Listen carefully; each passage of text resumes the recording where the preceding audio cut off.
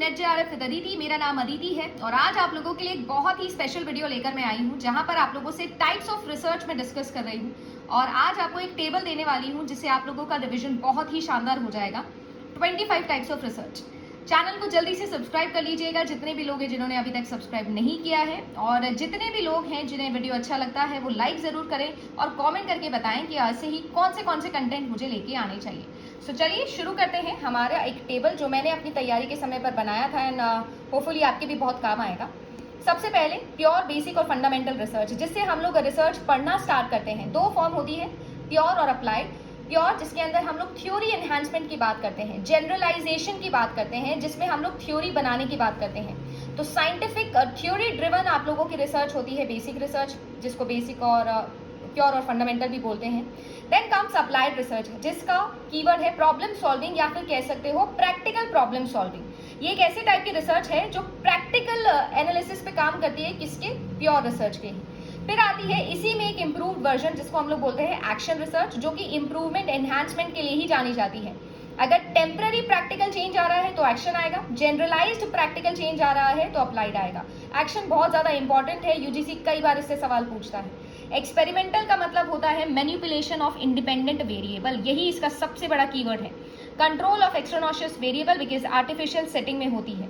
Historical research, reconstruction of thought process, past को study करना और अपने प्रेजेंट के थॉट प्रोसेस को रिकंस्ट्रक्ट करना। क्वालिटेटिव रिसर्च है historical research. Ex post facto, बिल्कुल हिस्टोरिकल जैसी लगती है बट बिल्कुल हिस्टोरिकल जैसी नहीं होती है। इसमें भी हम लोग प्रेजेंट के अंदर किसी भी पास्ट के इवेंट जो ऑलरेडी अगर हो चुका है उसे स्टडी कर रहे हैं, उसके इफेक्ट्स को समझ रहे हैं, and this is nothing but after the effect किसी चीज को स्टडी करना।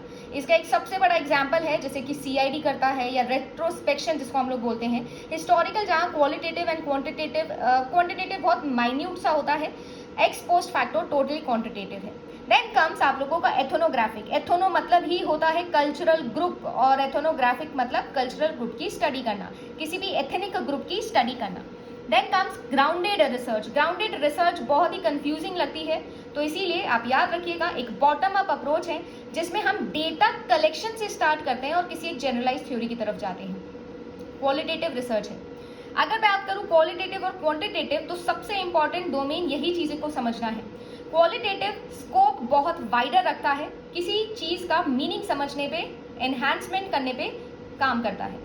यहाँ पर हम रियल लाइफ में एप्लीकेशन समझने की कोशिश कर रहे हैं, क्वालिटी समझने की कोशिश कर रहे हैं। वेयरएज क्वांटिटेटिव का मकसद सिर्फ इतना है कि हाइपोथेसिस को टेस्ट करो, जनरलाइज करो और रिजल्ट निकाल लो। एम्पेरिकल रिसर्च जैसे कि E for empirical, E for experience, real life observation पर बेस्ड होता है।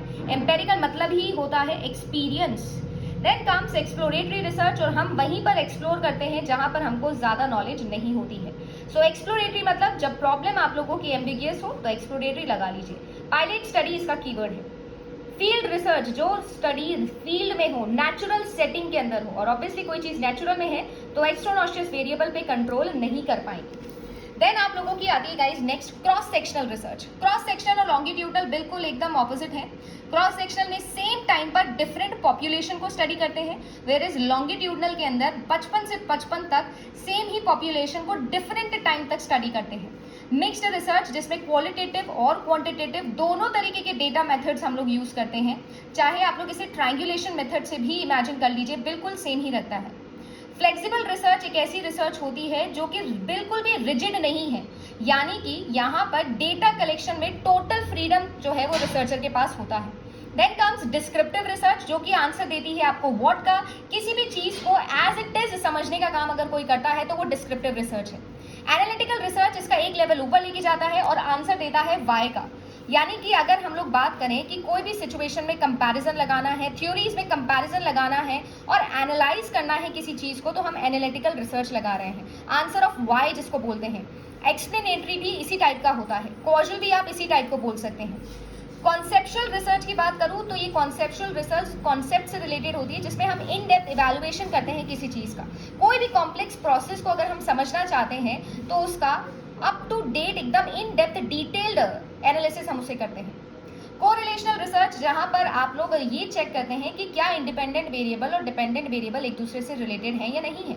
नहीं है तो जीरो कोरिलेशन, है तो पॉजिटिवली हो सकते हैं और नेगेटिवली हो सकते हैं। अगर इंडिपेंडेंट और डिपेंडेंट दोनों सेम डायरेक्शन में ही इंक्रीज या डिक्रीज हो तो आप लोगों का पॉजिटिव कोरिलेशन, अगर सेम डायरेक्शन के अंदर नहीं ऑपोजिट डायरेक्शन के अंदर जाए तो फिर नेगेटिव कोरिलेशन। और अगर मैं बोलूं कि आप लोगों को ये पता लगाना है कि कैसे ये एक दूसरे से रिलेटेड है तो हम लोग रिग्रेशन लगा देते हैं। सो कोरिलेशन का +1 वर्जन है regression. Then comes quasi-experimental, one of the most confusing types of research, and quasi-experimental means fuzzy experimental. Quasi का मतलब ही होता है फर्जी। तो यहाँ पर जो एक्सपेरिमेंटल है उसको कॉपी करना चाह रहा है पर हो नहीं रहा है, दैट इज क्वाजी एक्सपेरिमेंटल, जहाँ पर पार्टिसिपेंट्स नॉट रैंडमली असाइंड ये होते हैं। ये इसका परफेक्ट कीवर्ड है। कोहरेंट स्टडी, ये एक ऐसी स्टडी है जिसे हम लोग ग्रुप स्टडी बोलते हैं, बट इसमें और बाकी ग्रुप स्टडीज में क्या डिफरेंस है कि ये नॉन एक्सपेरिमेंटल होती है। कोहरेंट वहीं पर लगती है जहां पर हम लोग नॉन एक्सपेरिमेंटल वे में ग्रुप को स्टडी करना चाहते हैं। मेडिकल साइंस में सबसे ज़्यादा कोहरेंट स्टडी ही यूज होती है।